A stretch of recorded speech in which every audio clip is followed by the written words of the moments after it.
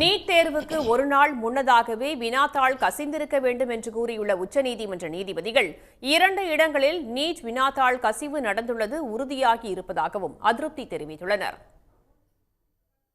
நாடு முழுவதும் மே 5 நடந்த நீட் தேர்வில் இதுவரை இல்லாத அளவாக 67 பேர் 720க்கு 720 மதிப்பெண்கள் பெற்றிருந்தது சர்ச்சையை ஏற்படுத்தியது.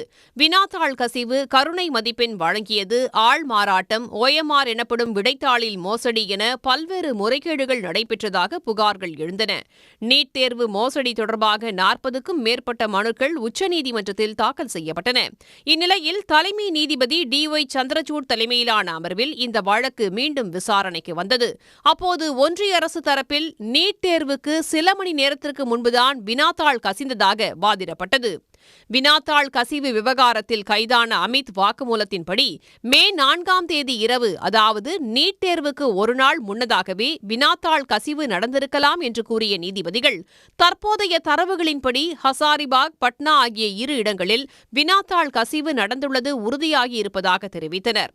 நீட் வினாத்தாள் கசிவு குறிப்பிட்ட சில இடங்களில் மட்டும் நடந்துள்ளதா அல்லது நாடு முழுவதும் பரவியுள்ளதா என்பதை உறுதி செய்ய வேண்டும் என கூறிய நீதிபதிகள், எதன் அடிப்படையில் கருணை மதிப்பெண் வழங்கப்பட்டது என்றும் கேள்வி எழுப்பினர். கருணை மதிப்பெண் வழங்கியதால் 4 லட்சம் மாணவர்கள் கூடுதலாக 4 மதிப்பெண் பெற்றிருப்பது கவலை அளிப்பதாக நீதிபதிகள் தெரிவித்தனர்.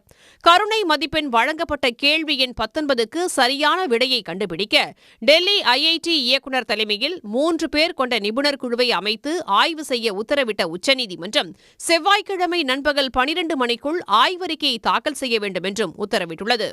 உடனுக்குடன் செய்திகளை தெரிந்து கொள்ள சன் நியூஸ் பெல் ஐகானை கிளிக் பண்ணுங்க.